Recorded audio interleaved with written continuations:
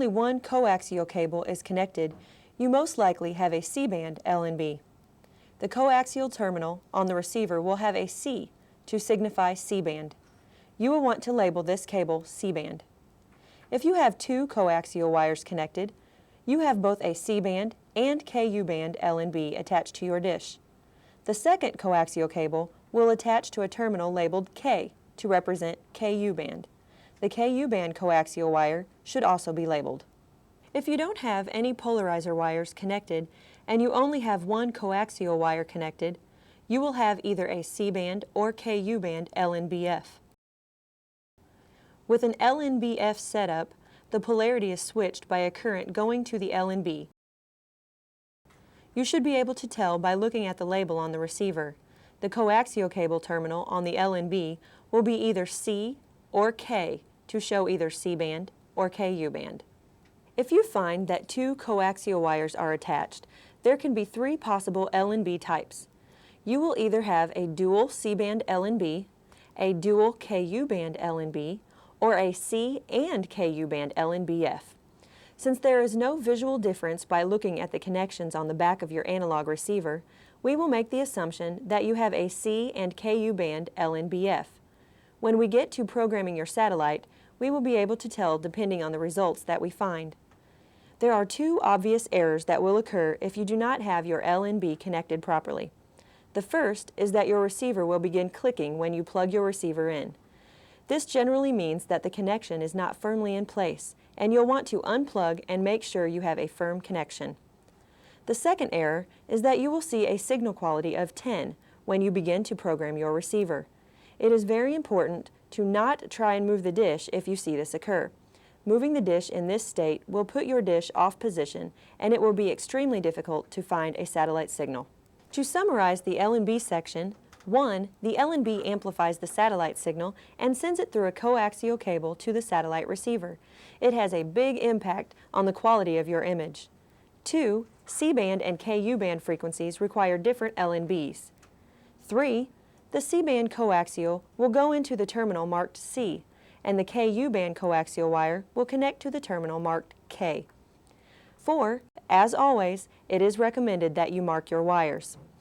Now we can begin to unplug your old analog receiver and wire up your new Motorola DSR 922. As a reminder, you will want to have your satellite dish pointing at Galaxy 1R, also known as G1, prior to disconnection. In many cases, this one feature can mean the difference between a 30 to 45 minute installation process and a 4 to 5 hour installation process. G1 is responsible for mapping in your 4D TV satellites, loading your interactive programming guide, and updating any firmware to your receiver. In other words, there will be important functions missing from your Motorola DSR 922 receiver if you are unable to receive G1. If you are unable to get G1 on your analog system for any reason, you should seriously consider contacting a satellite dish provider to fix the problem before attempting to install your 4D TV receiver. Unplug the power cord on your old analog receiver prior to removing the satellite wiring. This step will avoid any possible damage caused to the receiver, the analog module, as well as personal safety. Tech tip: you may want to consider getting a surge protector and a dedicated power outlet for your new 4D TV unit if you don't have one already.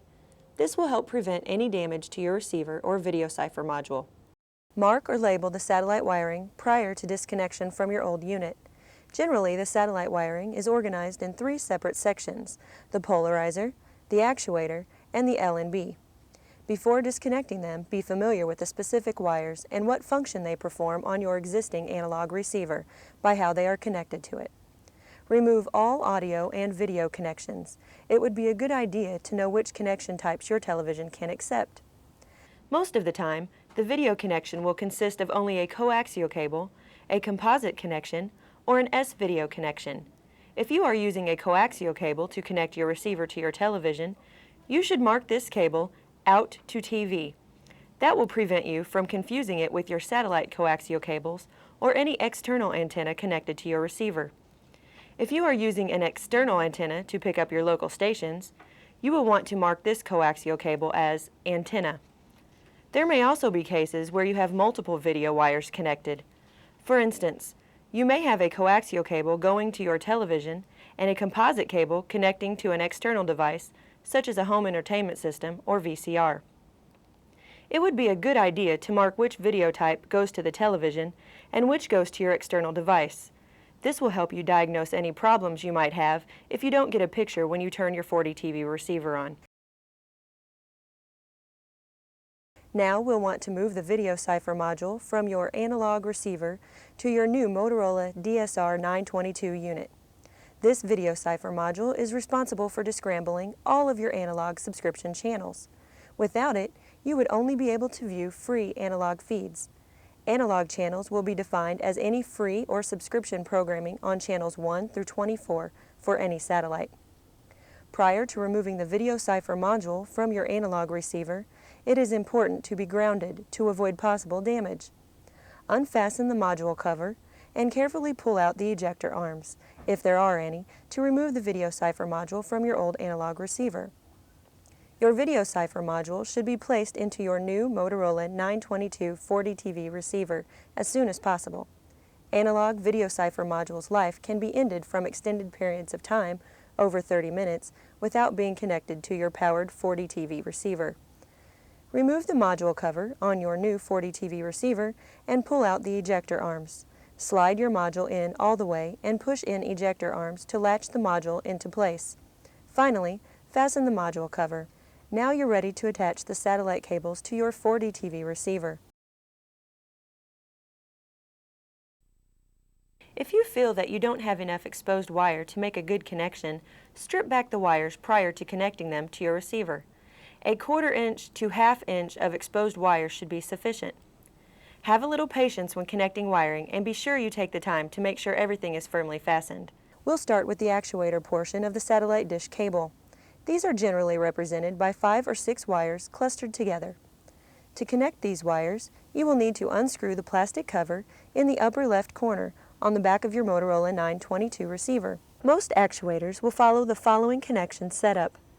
The 2 thicker wires connect to the M1, M2 screws on the receiver. Take the wire that was connected to the M1 connection of your old receiver and attach it to the M1 connection of your new 40 TV receiver. Then, take the wire that was connected to the M2 connection of your old receiver and attach it to the M2 connection of your new receiver. It's just that simple.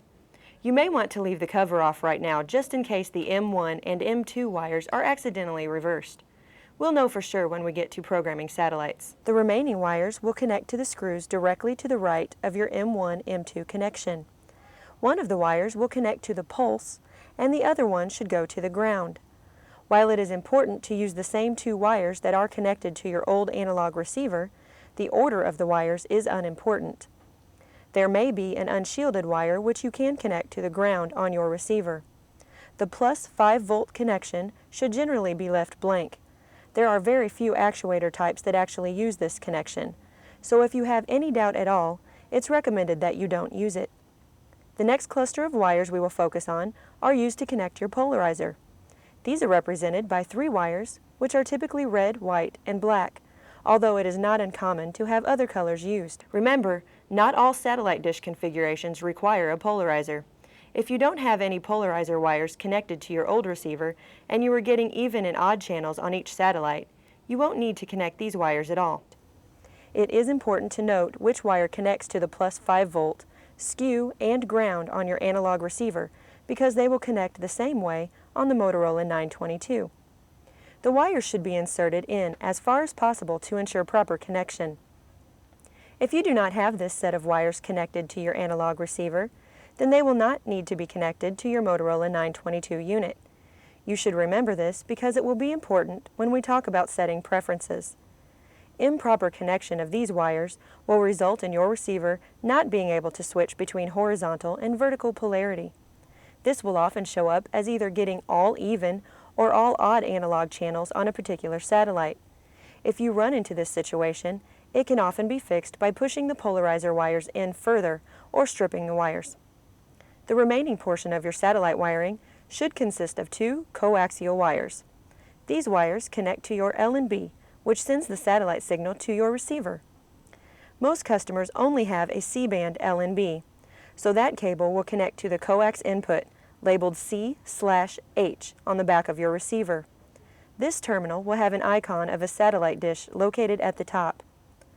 The terminal labeled K/V is used to connect the Ku-band LNB if available. The important thing to remember is how they are connected to your analog receiver, and follow the same path when connecting these cables to your Motorola 922 unit. Next, connect the audio output cables. These can be connected to either the fixed or variable audio outputs. With the audio wires connected, we can focus on connecting your video cables. There are 3 methods of connecting video to your television. In most instances, you'll only need to use one of these methods. There is an RCA connection, also known as the composite connection. These 2 terminals will have a TV icon on the bottom and will be colored yellow. Either terminal can be used to connect to your television. The S-video connection is located directly to the right of the composite connections. For people who do not have input jacks on their television, there is a coaxial connection to the right of the S-video terminal. It will display the text "to TV" below the terminal. To use this connection, you will need to select channel 3 or 4, whichever you have assigned to receive the satellite signal on your television.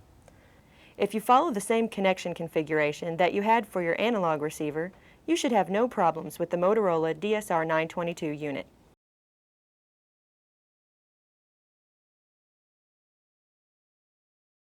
High-definition television signals must use the HDD200 decoder, which connects to the MMAP or Multimedia Access Port connection.